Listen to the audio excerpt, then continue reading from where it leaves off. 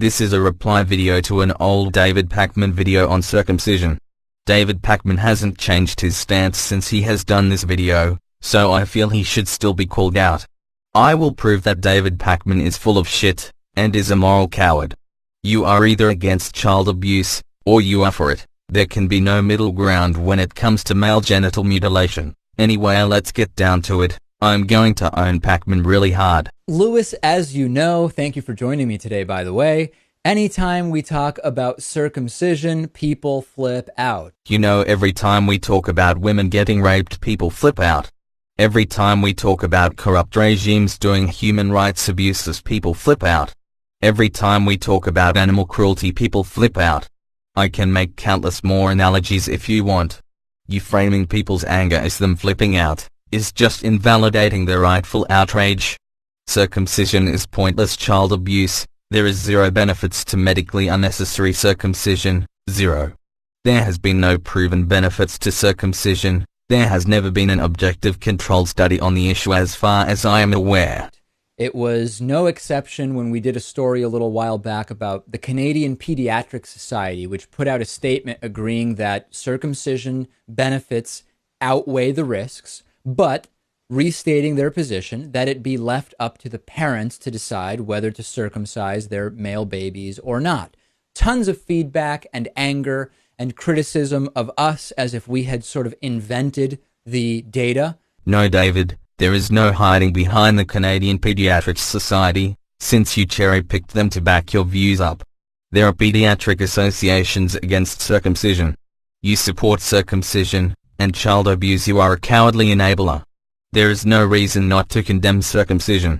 You either want baby boys to be harmed, or you are suffering from extreme apathy and indifference. The Royal Australasian College of Physicians published a new position statement, prepared under the supervision of Professor David A. Forbes of the University of Western Australia, regarding the non-therapeutic circumcision of male infants in September 2010. The statement says, after reviewing the currently available evidence, the RACP believes that the frequency of diseases modifiable by circumcision, the level of protection offered by circumcision and the complication rates of circumcision do not warrant routine infant circumcision in Australia and New Zealand. And the statement from the Canadian Pediatric Society, of course, we were just the messengers there. The Canadian Pediatric Society has now updated their position, which is something that anti-circumcision activists have been calling for a while, but I don't think they're going to be too happy with the update because the Canadian Pediatric Society has found that the benefits are even greater than they had previously stated. Come on, don't bullshit me. I call bullshit on that, since there has never been any proven benefits to baby knife rape. But their position on recommendation has been the same since 1996, which is not to give a general recommendation that all male newborns be circumcised, sort of like the recommendation with vaccinations, for example. Complete horse shit. Most medical organizations recommend vaccinations. You can't even compare vaccination to circumcision. Also giving a general recommendation not for all males to be circumcised. That is not comparable to vaccinations. That recommendation alone should be suspicious enough.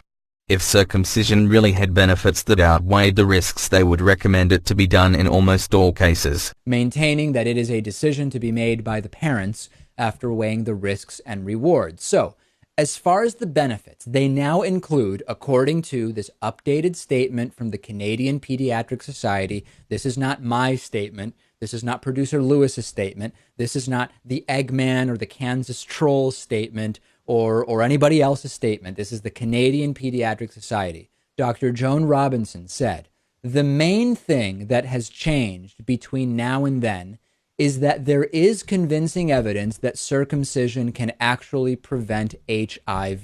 This is a new benefit being claimed by the Canadian Pediatric Society with regard to male newborn circumcision.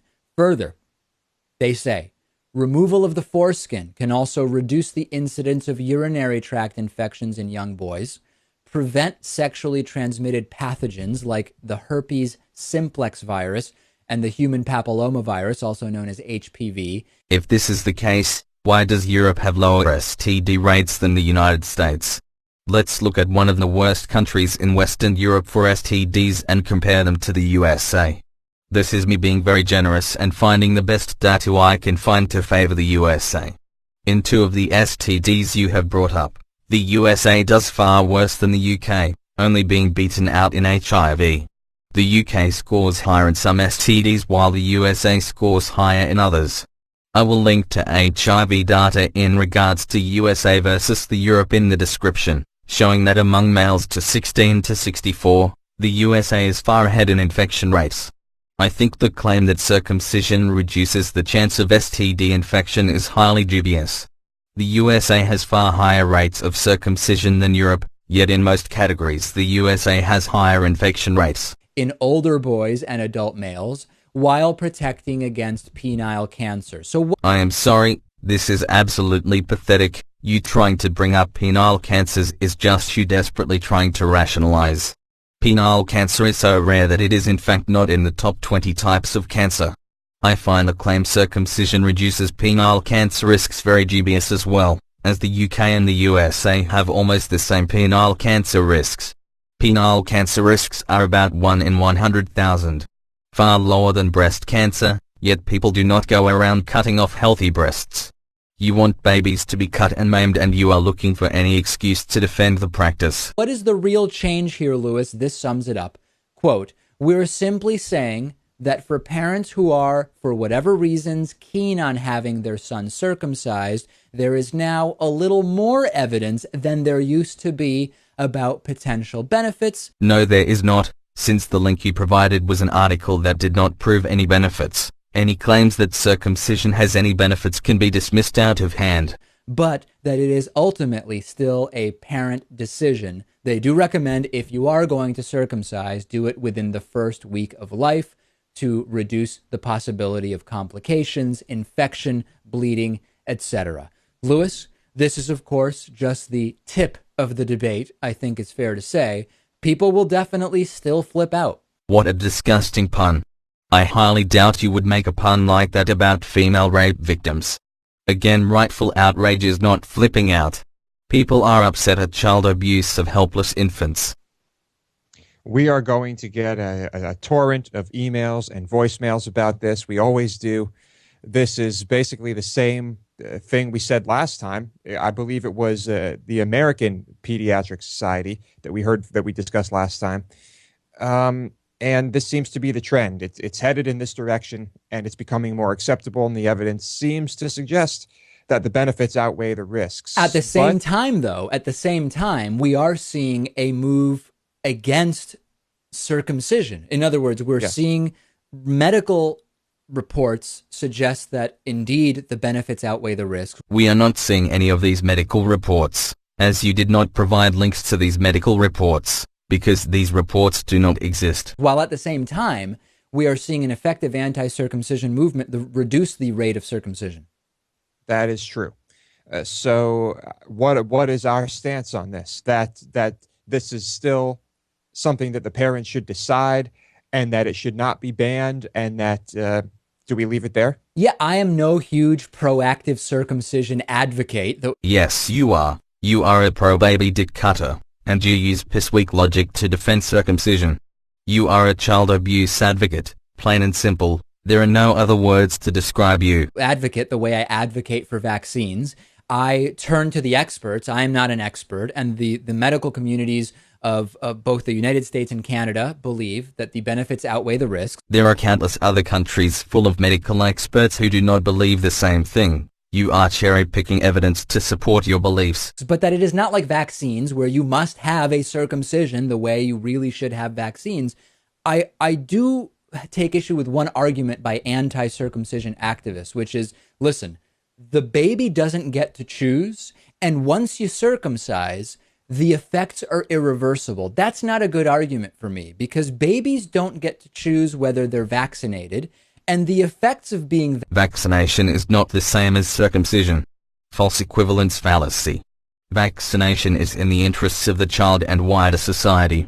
while circumcision is child abuse. Vaccinated for those early years are not reversible, but most people, other than the anti-vaccine crowd, are not complaining about vaccines based on that line of reasoning. So for me, that's not a good anti-circumcision argument. Vaccination is not the same as circumcision. False equivalence fallacy. Vaccination is in the interests of the child and wider society, while circumcision is child abuse. Yeah, babies don't get to choose anything. So babies don't get to choose anything? So they are helpless, therefore they don't have any rights? What a completely fucking moronic statement that is. You sound like an authoritarian might makes right reactionary type right there. You know what, babies don't get to choose anything? So they are fair game for abuse? If it is the parent's choice, they can starve the baby to death using your logic. Parents have complete power, and you are implying babies have no rights after all. You know what, I can say hand on heart, that you are a complete cretin. I have zero respect for David Pakman and whoever his co-host is. But anyway, I guess our stance on it is just that. The parents should be able to choose. And, okay, open up the floodgates now, Dave. Here it comes. Thank God this shitty video got loads of downvotes. It shows there is sanity among most left-wing people on this issue at least. I do not want to let David Pakman off this easy. I am thinking of starting an online campaign against him. Maybe a change.org petition demanding he apologizes for his pro-circumcision stance. The public must show outrage at people who support the child abuse of helpless children. We must make mainstream celebrities too scared to be pro-cutters. If you are sub to Dave Pakman, please unsub from him, as this person is not worth anyone's time. A moral imbecile like this does not deserve to thrive. A follow-up video is coming.